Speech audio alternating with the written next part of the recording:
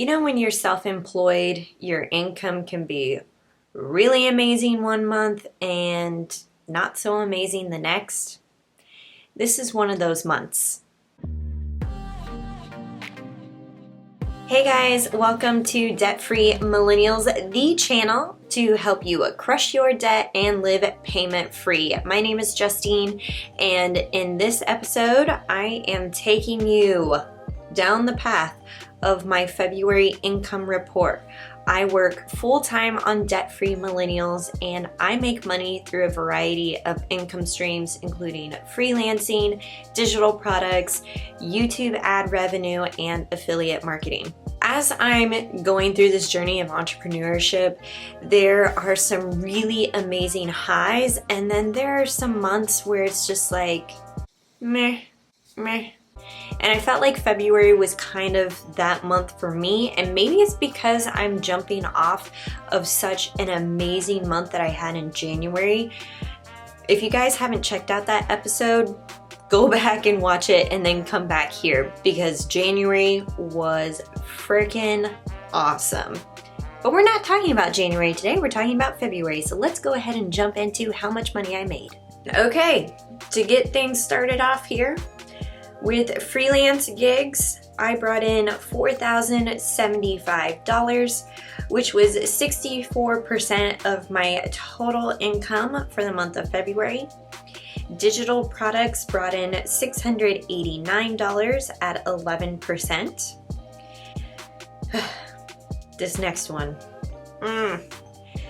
YouTube and Google AdSense brought in just $575 at 9%. I'm going to get into why I think it was so low compared to previous months in just a second. Then affiliates, this was amazing, brought in over $1,000 at $1,029 at 16% of my total income, which means my grand total for February was $6,368.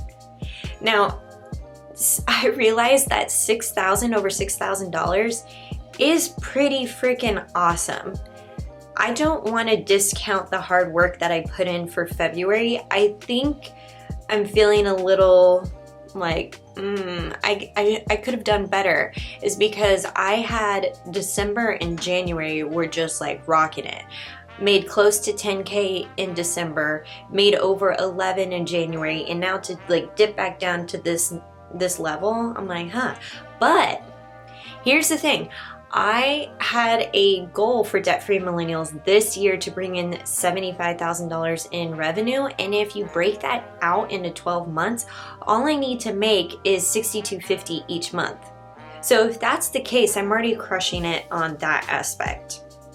So let's go over the wins and see what were the highlights of this past month.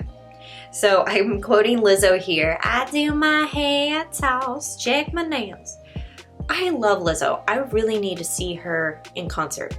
Like, if anybody knows if she's coming to the San Diego area sometime in 2020, sign me up, send me the link, comment below. I love her. So the biggest win that I experienced in February was I was featured in Forbes. This was nuts. And you know what the crazy thing is I had no idea that this article was being published. So my friend Kelly with Freedom in a Budget, who has a great YouTube channel, I will link to her channel below. She actually texted me, and she goes, Forbes? With like a whole bunch of question marks, and I was like, huh? What? And then she sent me a screenshot of debt-free millennials listed in this Forbes article. It is called Top 9 Millennial Money YouTube Channels You Should Follow to Grow Your Money. This article was written by wealth hacker Jeff Rose, who also has an amazing YouTube channel. Please go follow him. It's really crazy because I met Jeff officially last year at FinCon, big personal finance conference, and I just introduced myself in passing, literally in the hotel lobby, and said, hey Jeff, I did your Grow Your Dough challenge and I did the $1,000 investment experiment with Betterment. That's a whole series you can watch. And I told him, I said, that was awesome for my channel. We got to see how that money grew using Betterment. And I'm looking forward to the next Grow Your Dough investment challenge, whatever challenge you have, let me know. And he was like, oh great, you know, it was so good to meet you. That sounds great. Glad you liked it. That was literally it to the extent of our conversation. So I'm not sure if he remembers that from this past September or if he was just doing organic research on YouTube and found my channel. Because here's the thing, there are really big YouTube channels that are listed in his article. I mean, you have the Graham Steffens and the Ryan Scribners and everybody in there that are like blowing it out of the water. And then here comes little debt-free millennials, the engine that could. And it's just, that's amazing. I think that kind of recognition means more to me than the lack of income that I made this month. That's huge.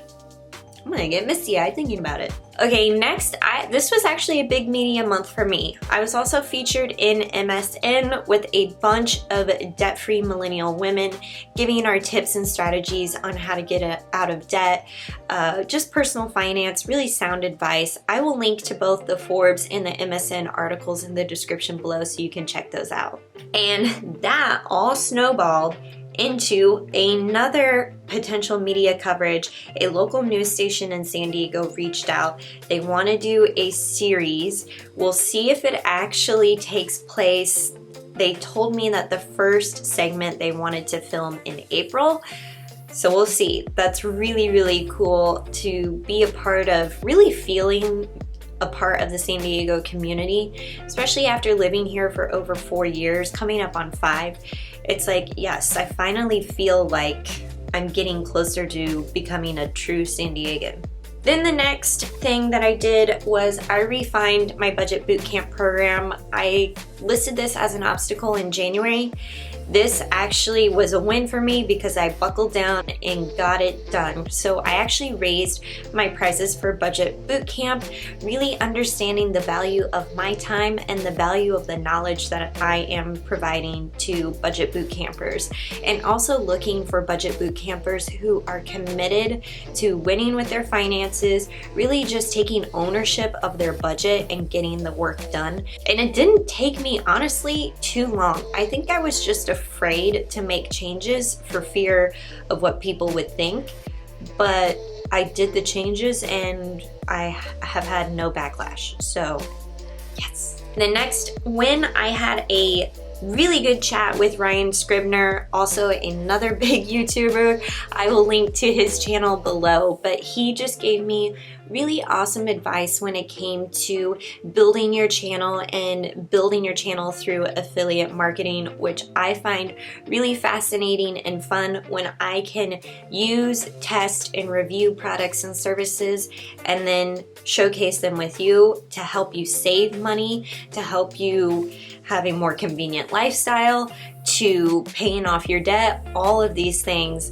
I really enjoyed getting some advice from him, so thank you, Ryan. Also, I hit 13,000 subscribers with channel, and we're getting close to 14,000 subscribers. My goal for 2020 is to hit 25K by the end of the year, and I think we're definitely going to do that. Okay, now for the obstacles. And my quote is, I will find my way. I can go the distance. Please tell me you know that quote. If you do, comment below. I'm not going to say anything else about it. The first thing, and what I mentioned before, is my YouTube earnings are down. And by down, I mean really down. I was averaging between $700 to $900 a month for the past, 6 months, maybe 5 months. And now it's at $575. I'm like, what the heck happened? So what I think happened is my video about my debt-free journey had gained a ton of views.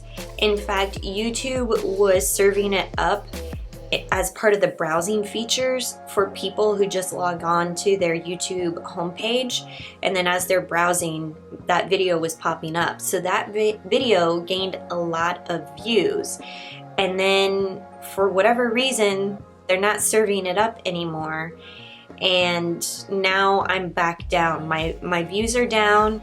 View duration is still up. The click-through rate is still up. I won't get into like the analytics in this video, but there's some things that are still the same and other things that are really different. The biggest thing is impressions and views are down.